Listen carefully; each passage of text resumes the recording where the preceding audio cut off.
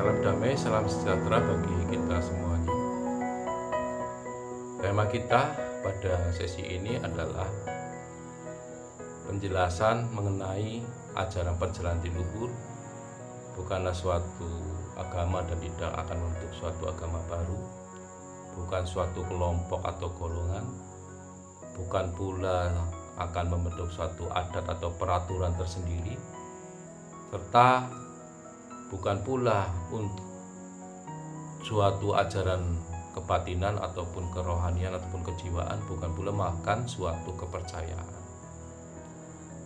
Saudaraku, ajaran perjalanan bukan agama dan tidak akan membentuk suatu agama baru, karena ajaran perjalanan leluhur ini adalah suatu ilmu ketuhanan, di mana sebagai suatu ilmu ketuhanan, ajaran perjalanan leluhur itu bisa dimiliki dan diikuti oleh siapa saja.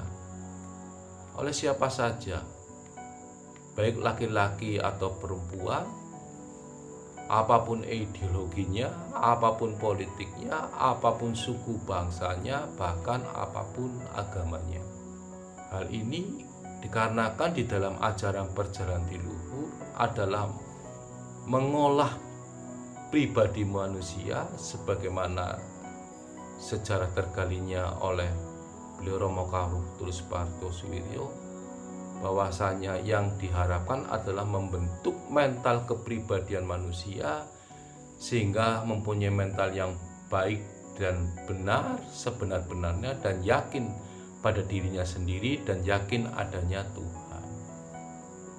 Maka kalau manusia sudah percaya diri dan yakin benar-benar kepada Tuhan, maka akan mempengaruhi segala sikap, ucapan, dan tindakan ataupun perbuatannya di dunia ini lebih terjaga dan lebih terarah.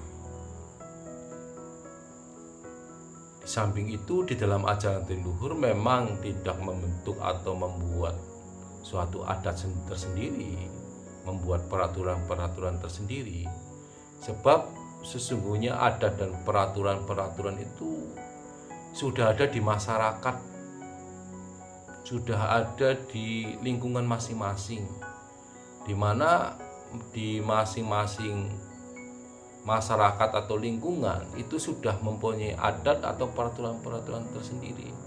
Dan ajaran perjalanan leluhur sekali lagi tidak akan mencampuri daripada peraturan-peraturan maupun adat-adat yang sudah ada di masyarakat. Karena tujuan dari ajaran perjalanan leluhur kembali lagi adalah untuk menguatkan daripada mental kepribadian manusia agar semakin yakin, semakin patuh, dan semakin taat kepada Tuhan yang menciptakan dunia semesta alam ini. Demikian pula mengapa ajaran perjalanan leluhur tidak akan membentuk suatu kelompok ataupun golongan, karena ini adalah suatu ajaran. Kelompok dan golongan itu adalah manusia. Jadi ajaran perjalanan itu tidak akan mengelompokkan dan menggolongkan manusia, sebab menurut ajaran perjalanan leluhur bahwa semua manusia itu sama di mata Tuhan, sama di hadapan Tuhan, dan sama-sama menjalankan tugas kewajiban di atas dunia ini sesuai tugasnya masing-masing dari perintah Sang Maha Pencipta, Sang Maha Kuasa atas dunia alam semesta ini, yang secara umum disebut dengan Tuhan, Allah, ataupun Allah. Jadi ajaran perjalanan dulu kembali lagi tidak akan ataupun mengarahkan membentuk satu kelompok ataupun golongan, tapi membangkitkan kepribadian manusia, meningkatkan keyakinan manusia akan semakin yakin akan keadaan dan keberadaannya Tuhan yang Maha Kuasa dan yang Maha Suci. Selanjutnya, mengapa ajaran perjalanan leluhur bukan suatu kebatinan, bukan pula kerohanian, bukan kejiwaan? Sebab yang dipelajari di ajaran perjalanan leluhur bukan hanya mempelajari tentang kebatinan saja, bukan hanya mempelajari tentang kerohanian saja, bukan mempelajari tentang suatu kejiwaan saja, tapi ajaran perjalanan leluhur juga membahas, atau ajaran perjalanan itu akan membahas bukan hanya kerohanian, tapi kerohanian dibahas, kejiwaan yang dibahas, kebatinan yang dibahas.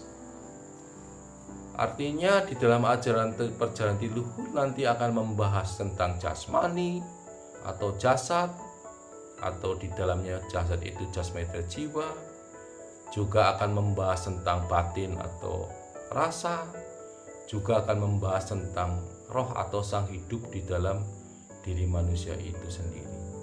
Oleh karena itu, ajaran perjalanan leluhur tidak sepotong-potong hanya ajaran kerohanian, bukan sepotong-potong sebagai ajaran kejiwaan, juga bukan. Tetapi ajaran perjalanan leluhur membahas tentang kerohanian, kejiwaan, dan juga tentang hal yang gaib, yaitu tentang suatu kebatinan.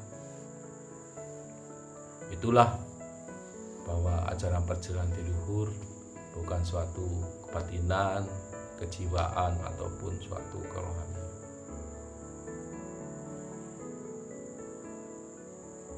Demikianlah saudaraku penjelasan secara singkat tentang ajaran perjalanan leluhur, arah dan tujuan secara singkat yang bisa kami sampaikan. Kurang dan lebihnya mohon maaf. Kalau nanti ada kekurangan atau kesalahan bisa kita perbaiki dalam video-video selanjutnya. Demikian, terima kasih.